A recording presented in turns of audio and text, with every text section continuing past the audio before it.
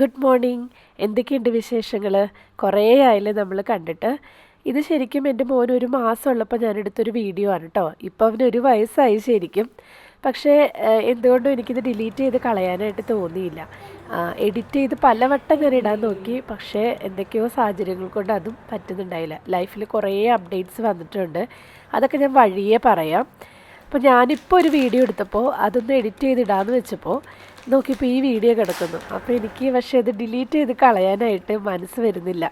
Anyway ഇതൊക്കെ ഒരു memories ആണല്ലോ. നമ്മൾ കുറേ നാൾ കഴിഞ്ഞ് എടുത്ത് നോക്കുമ്പോൾ എങ്ങനെയായിരുന്നു ആ 1 മാസമുള്ളപ്പോൾ ഞങ്ങൾ ഇവനെയും കൊണ്ട് മാനേജ് ചെയ്തത്, 4 കുട്ടികളെയും കൊണ്ട് എങ്ങനെയായിരുന്നു മാനേജ് ചെയ്തതെന്നൊക്കെ ഉള്ളത് നമുക്ക് കാണാമല്ലോ.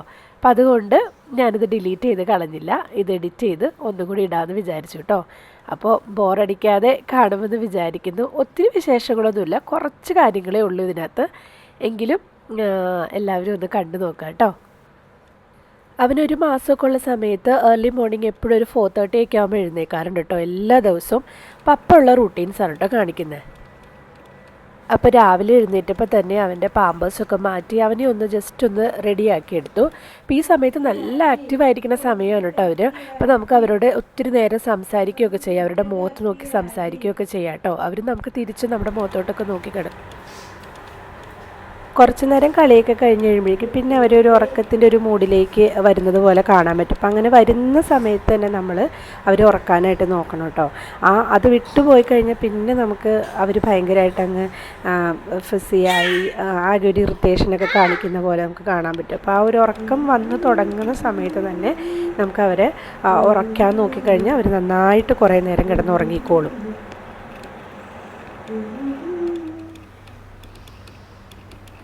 മക്കൾ ഇതുവരെ എഴുന്നേറ്റിട്ടില്ല. അപ്പോൾ ഈ സമയത്ത് തന്നെ കേട്ടോ ഞാൻ പ്രാർത്ഥിക്കാനും ഇരിക്കുന്നത്. നമ്മുടെ ഒരു പേഴ്സണൽ പ്രെയർ ഉണ്ട് എല്ലാ ദിവസവും. അപ്പോൾ അതിനിരിക്കുന്നതും ഞാൻ ഇവന് ഈ രാവിലത്തെ സമയം ഉറക്കുന്ന സമയമാണ്. അത് കഴിഞ്ഞ് ഞാനും കിടന്നുറങ്ങും. പിന്നെ ഒരു 8 മണിയൊക്കെ ആയിട്ടാണ് ഞാൻ എഴുന്നേൽക്കുള്ളൂ.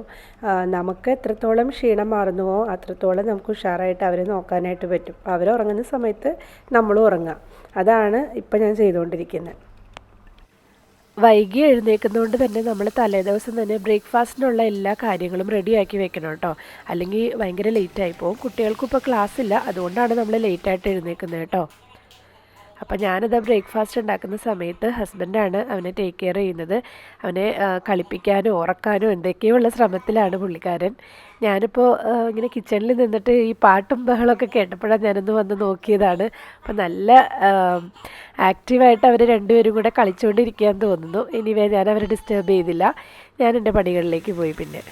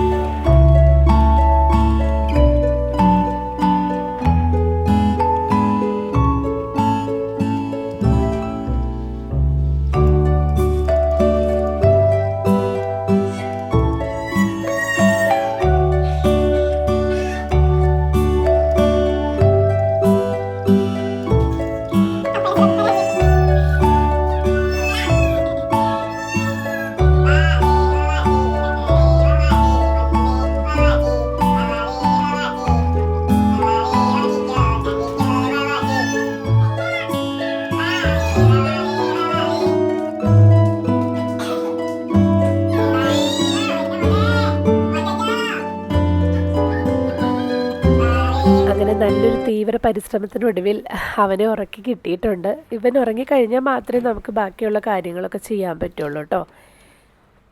അപ്പം ഞാനെന്നും രാവിലെ തന്നെ മൾട്ടി വൈറ്റമിൻസ് കഴിക്കാറുണ്ട്. അപ്പോൾ അതിന്നും കഴിക്കുകയാണ്. നമ്മൾ പ്രഗ്നൻസി കഴിഞ്ഞാലും ഈ മൾട്ടി വൈറ്റമിൻസ് കഴിക്കുന്നത് നിർത്തേണ്ട ആവശ്യമില്ല കേട്ടോ. അപ്പം നമ്മൾ ബ്രസ്റ്റ് ഫീഡ് ചെയ്യുന്ന സമയങ്ങളിൽ മുഴുവനും നമുക്ക് ഈ മൾട്ടി വൈറ്റമിൻസ് കഴിക്കാം. അപ്പോൾ അത് നമ്മുടെ മിൽക്കിൻ്റെ ക്വാളിറ്റി കൂട്ടും. ഒരു ചെറിയ എമൗണ്ട് നമ്മുടെ മക്കളിലേക്കും അത് കിട്ടുന്നുണ്ടാവും. അപ്പം അതുകൊണ്ട് നമ്മൾ ഫീഡ് ചെയ്യുന്ന സമയത്തും ഇതുപോലത്തുള്ള മൾട്ടി വൈറ്റമിൻസ് നമ്മൾ സ്റ്റോപ്പ് ചെയ്ത് കളയരുത്. അയണും കാൽഷ്യവും ഉണ്ട്, നമ്മൾ ഓൾട്ടർനേറ്റ് ആയിട്ടാണ് കഴിക്കുന്നത്. രണ്ടും കൂടെ ഒരുമിച്ച് കഴിക്കരുത്. രാവിലെ അയണാണ് കഴിക്കുന്നതെങ്കിൽ രാത്രി കാൽഷ്യം, അങ്ങനെ കഴിക്കുക കേട്ടോ. അതുപോലെ തന്നെ ന്യൂ ബോൺ ബേബീസിന് നമ്മൾ കൊടുക്കുന്നതാണ് വൈറ്റമിൻ ഡി സപ്ലിമെൻറ്റ്. ഇതൊരു 2 ഇയേഴ്സ് ഏജ് വരെ നമുക്ക് കൊടുക്കാം കേട്ടോ. അത് കഴിഞ്ഞ് കൊടുത്താലും കുഴപ്പമൊന്നുമില്ല. എങ്കിലും ഒരു അറ്റ്ലീസ്റ്റ് 2 ഇയേഴ്സ് വരെയെങ്കിലും നമ്മൾ ഈ വൈറ്റമിൻ ഡി കൊടുത്തിരിക്കണം.